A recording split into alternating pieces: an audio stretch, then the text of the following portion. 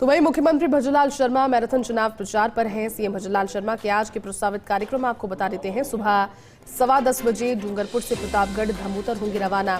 सुबह 11:15 से 12:30 तक धमोतर में जनसभा करेंगे। दोपहर 12:45 से भीलवाड़ा के लिए होंगे रवाना और दोपहर 1:35 से 12:35 तक स्थानीय कार्यक्रम में शामिल होंगे। जिला कार्यालय भाजपा भीलवाड़ा में कार्यकर्ताओं की बैठक लेने वाले हैं।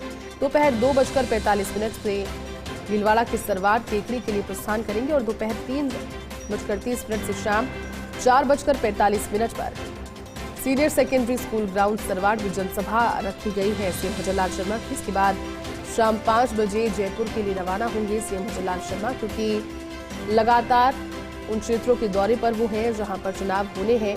26 अप्रैल से पहले उन्होंने एक बार फिर से मैराथन दौरे 19 अप्रैल की शाम से ही शुरू कर दिए थे और लगातार अनवरत उनके दौरे जारी हैं। कल डूंगरपुर में उनका रात्रि विश्राम, लेकिन अब जानकारी आपको दे रहे हैं। प्रस्तावित कार्यक्रम है आज ये सीएम भजनलाल शर्मा के सुबह 10:15 बजे डूंगरपुर से प्रतापगढ़ धमोतर रवाना होंगे। इसके अलावा चित्तौड़गढ़ भी पहुंचेंगे।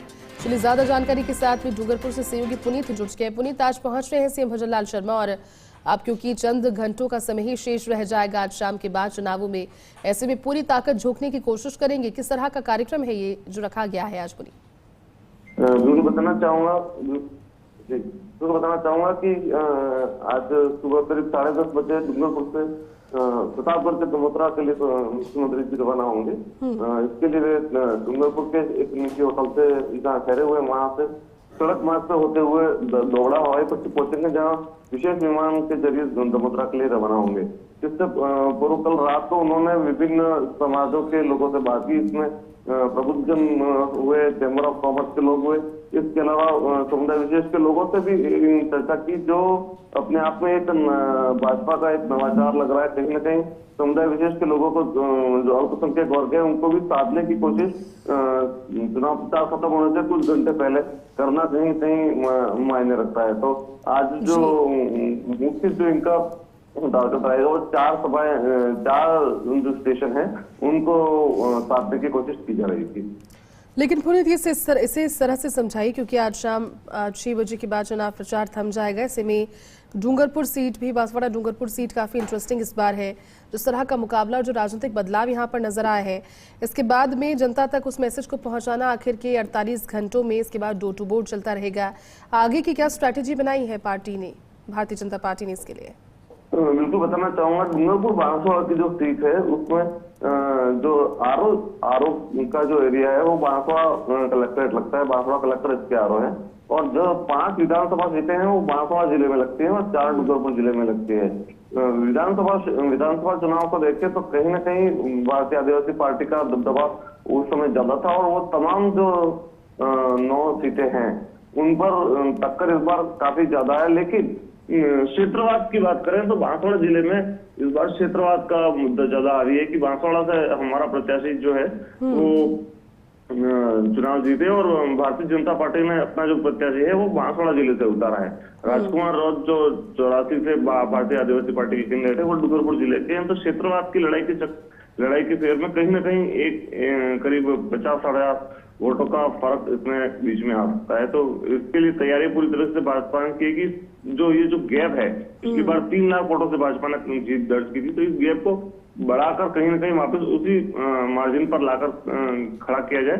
इसलिए अलग अलग तबकों के लोगों को, व्यापारी वर्ग हुए, इसके अलावा प्रबुद्धजन वर्ग हुए, युवा वर्ग हुए, सबसे ज्यादा जो फर्क है वो युवा वर्ग है। युवा वर्ग जो है वो जो पिछले 5 सालों में भारतीय जनता पार्टी और कांग्रेस के हाथ से सरक कर जो नई पार्टियां बनी हैं, धारी पार्टियां बनी, उनके पास चला गया, तो उनको वापस साधने की कोशिश की जा रही है। इसके अलावा अल्पसंख्यक वर्ग को भी साधने की कोशिश की जा रही है। ये एक स्ट्रेटेजी अचानक जो लागू की गई है भारतीय जनता पार्टी की ओर से, उस पर काफी गंभीरता से काम किया जा रहा है। रात करीब 1 बजे तक मुख्यमंत्री इन तमाम वर्गों के साथ में 1-to-1 करते रात को नजर आए। जी बिल्कुल पुनीत, मेरा अगला सवाल वही था, क्योंकि देर रात तक वो लगातार मंथन कर रहे थे और क्या बिंदुओं पर मंथन हुआ, क्योंकि जरूरी ये भी है जाना, जिस तरह से पहला चरण रहा है भारतीय जनता पार्टी की कोशिश यही है कि मतदान प्रतिशत को बढ़ाया जाए, जिससे जो गैप रह गया है मतदान प्रतिशत में उसे बैलेंस किया जाए। अब डूंगरपुर बांसवाड़ा की सीट से लगता है कि जो टास्क है वो पूरा होगा 26 अप्रैल को? जी, जो गैप है उसको खत्म करने के लिए तमाम तरीके के प्रयास किए जा रहे हैं। इस बार जो पार्टी ने ऊपर से विस्तारक जो भेजे हैं भारतीय जनता पार्टी ने अलग अलग क्षेत्रों में, उनको इसकी अलग से जिम्मेदारी गई। स्थानीय जो भारतीय जनता पार्टी की टीम है वो तो काम कर रही है, विस्तारक जो है वो शक्ति केंद्र तक जाकर और बूथ तक जाकर एक एक वोटर को जो बाहर है, आपको विशेष रूप से ध्यान दिलाना चाहूंगा कि डूंगरपुर बांसवाड़ा जो है वो काफी पिछड़ा हुआ क्षेत्र माना जाता है। यहाँ रोजगार को लेकर कोई विशेष संसाधन नहीं है, तो यहाँ के जो लोग हैं वो गुजरात और महाराष्ट्र के शहरों में पलायन कर जाते हैं और वहां पर रोजगार के लिए अपनी आय का साधन जुटाते हैं और चुनाव के समय उनको किसी न किसी तरीके से वापस लाना होता है और उसके लिए विशेष प्रयास किए जा रहे हैं। कई पिछले विधानसभा चुनाव में देखा गया था कि मैं नाम नहीं लेना चाहूंगा, लेकिन किसी राजनीतिक दल ने इसके लिए बड़े स्तर पर काफी खर्चे भी किए थे, बसें लगाई थी, अलग अलग स्टेशन से एक एक वोटर को नामजद किया था कि इन वोटर को एक एक को किसी भी तरीके से चुनाव के दिन यहाँ लाया जाए, वोटिंग कराई जाए और उनको वापस उनके स्थान पर छोड़ा जाए। इस तरीके का जो प्रयास था वो पिछले चुनाव में बड़े स्तर पर देखा गया था और इस बार उस पार्टी ने जो काम किया था उसको क्रॉस करने के लिए इस बार बिल्कुल पुनीत, क्योंकि कोशिश हर पार्टी की यही है कि जो मैसेज है वो जनता तक पहुंचे, मतदान प्रतिशत बढ़े।